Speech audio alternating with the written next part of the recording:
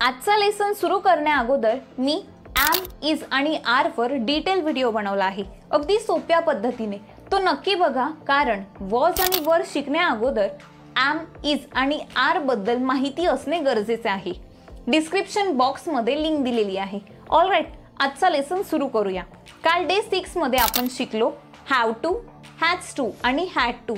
तो व्हिडिओ ही नक्की बघा, तुमचे सर्व कन्फ्युजन दूर होईल। वेल, बऱ्याच वेळेस आपण बोलतो मी काल थकलो होतो, ते शाळेत होते, ती घरी होती, पण इंग्रजीत हे कसे म्हणायचे ते समजण्यासाठी आपल्याला समजून घ्यावे लागेल हे दोन शब्द was आणि were। हे दोन्ही शब्द to be या वर्बचे भूतकाळातील रूप आहे। म्हणजेच जेव्हा आपण होतो, होती, होते असे म्हणतो तेव्हा इंग्लिश मध्ये was आणि were वापरतो। चला वेळ वाया न घालवता व्हिडिओ सुरू करूया। I am Aditi, you are watching me on Mauli self improvement. आणि एक महत्त्वाची गोष्ट, आपल्या चॅनलवर दर बुधवार, शुक्रवार आणि रविवार या 3 दिवशी मी Hindi to English video post करणार आहे। आपले मराठीचे व्हिडिओ डेली असतील, पण जर तुम्हाला आवड असेल तर तेही नक्की बघा। वॉज म्हणजे काय? वॉज हा वर्ब टू बी चा पास्ट टेन्स आहे। मराठीत होतो, होती, होते असे आपण म्हणतो। वॉजचा यूज फक्त सिंग्युलर सब्जेक्ट सोबतच होतो, जसे की आय, ही, शी, इट, अभि, समू एटसेट्रा। वॉजचा वापर आपण भूतकाळात काय घडले किंवा आपण कुठे होतो, काय करत होतो हे सांगण्यासाठी वॉजचा यूज होतो। जसे की मी काल घरी होतो, I was at home yesterday, ती बाजारात होती, she was at the market. म्हणजे वॉजचा वापर आपण होतो, होती, होते असे दाखवायला करतो। तसेच वॉज आपल्याला भूतकाळातले मूड, फीलिंग किंवा हवामान दाखवण्यासाठी मदत करतो। सच ॲज तो काल आनंदी होता, ही वॉज हॅपी यस्टरडे, काल रात्री थंडी होती, it was cold last night. लक्षात ठेवा, आपण आय, ही, शी, इट किंवा सिंग्युलर नाउन वॉज सोबत वापरतो। नेक्स्ट बघूया पास्ट कंटिन्युअस, म्हणजे भूतकाळात आपण काहीतरी करत होतो हे दाखवण्यासाठी देखील वॉज वापरतात। सेंटेन्स स्ट्रक्चर आहे subject plus was plus verb with ING. Such as I was reading a book, मी पुस्तक वाचत होते। मी काल काय करत होते हे जर मी कोणाला तरी सांगत आहे तेव्हा मी सांगते मी बुक वाचत होते। बुक रीड करून झाली आहे का? नाही, कंटिन्यू प्रोसेस चालू होती, त्यामुळे I was reading a book असे येईल। ती स्वयंपाक करत होती, शी वॉज कुकिंग फूड आणि वर्बला आयएनजी लागेल। तसेच तो डॉक्टर होता, ही वॉज डॉक्टर, ती माझी जीवलग मैत्रीण होती, she was my best friend. Alright, passive voice मध्ये वॉजचा वापर करून बघूया। जेव्हा वाक्याचा फोकस काम कोण करतंय यावर नसून काम कोणावर झालंय, म्हणजे बुक वाचणे, कुक करणे, डान्स करणे यावर असतो, तेव्हा वॉज प्लस पास्ट पार्टिसिपल म्हणजे वर्बचे थर्ड फॉर्म वापरतो।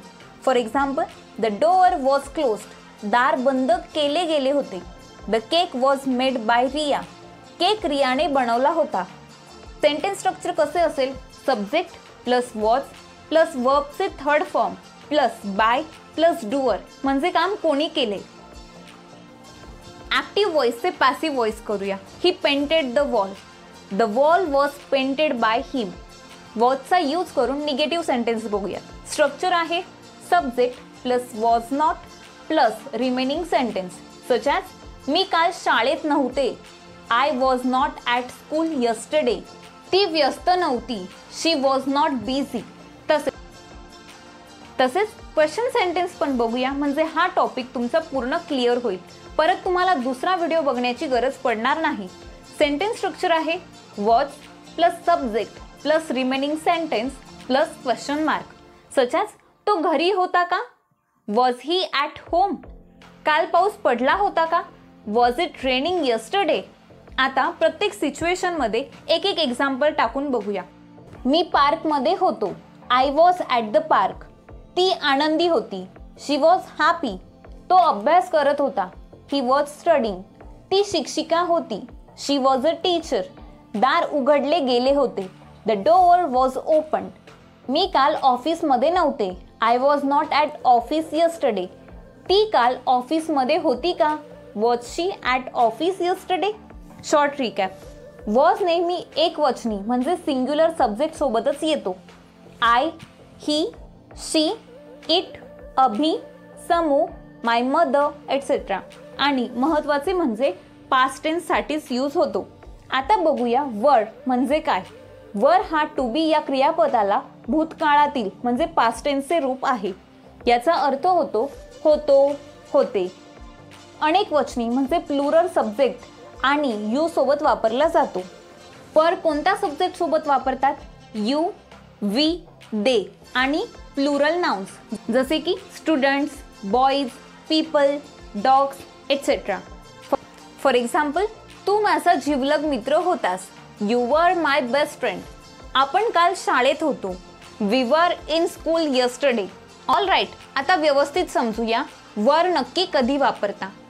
भूतकाळात आपण कुठे होतो हे सांगण्यासाठी आपण वरचा वापर करतो, किंवा पास्ट फिलिंग, इमोशन सांगण्यासाठी, किंवा मग आपण पास्टमध्ये आपण काही ॲक्शन किंवा काही आपण काम करत होतो का हे सांगण्यासाठी किंवा अस्तित्व दाखवण्यासाठी आपण वरचा यूज करतो. फॉर एक्झाम्पल, तू बाजारात होतास. You were at the market. ते पार्कमध्ये होते. दे वर इन द पार्क. कामानंतर आपण थकलो होतो. We were tired after work. तू खूप मदत केलीस. You were very helpful. Past कंटिन्युअसचे स्ट्रक्चर बघूया. Subject plus were plus verb with ING. Such as ते टीव्ही पाहत होते. दे वर वॉचिंग टीव्ही. तू काल अभ्यास करत होतास. You were studying yesterday. आपण तुझ्याबद्दल बोलत होतो. We were talking about you. Next बघूया. पार्टीमध्ये बरेच लोक होते. There were many people at the party. भिंतीवर 2 मांजरी होत्या.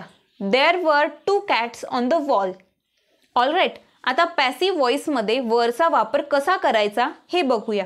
सेंटेन्स स्ट्रक्चर आहे subject plus were plus past participle म्हणजे वर्बचे third form. Such as the chairs were arranged properly. खुर्च्या व्यवस्थित लावल्या होत्या. The kids were taken to the park. मुलांना पार्कमध्ये नेण्यात आले होते. Active voice to passive voice बघूया. They clean the room. The rooms were clean by them. जर सिंग्युलर सब्जेक्ट असेल तर room was clean by them. All right. वरचा यूज करून निगेटिव्ह सेंटेन्स बघूया. सेंटेन्स स्ट्रक्चर आहे subject plus were not plus remaining sentence. आपण शाळेत नव्हतो. We were not at school. ते तयार नव्हते. दे वर नॉट रेडी. तुला उशीर झाला नव्हता. You were not late. Well, आता क्वेश्चन सेंटेन्सचे स्ट्रक्चर बघूया. Were plus subject plus remaining sentence plus question mark. तू काल घरी होतास का? Were you at home yesterday. ते आनंदी होते का? वर दे हॅपी. आपण उशीर केला का? Were we let. आता जर तुम्हाला असे बोलायचे असेल मी तिथे असते तर मी असे केले असते, म्हणजे जेव्हा आपण कल्पनात्मक परिस्थिती सांगतो ज्याचा खरं आयुष्यात संबंध नाही तेव्हा आपण इफ आय वर असे म्हणतो. जरी सब्जेक्ट सिंग्युलर असला तरी, जसे की जर मी श्रीमंत असते तर मी गरिबांना मदत केली असती. If I were rich I would help the poor. शक्य असते तर मी चंद्रावर उडाले असते. If I were possible I would fly to the moon. Quick recap. आपण घरी होतो. वी वर ॲट होम. ते आनंदी होते. दे वर हॅपी. तू काम करत होतास. You were working. बरेच लोक होते. There were many people. पुस्तके लिहिली गेली होती. The books were return.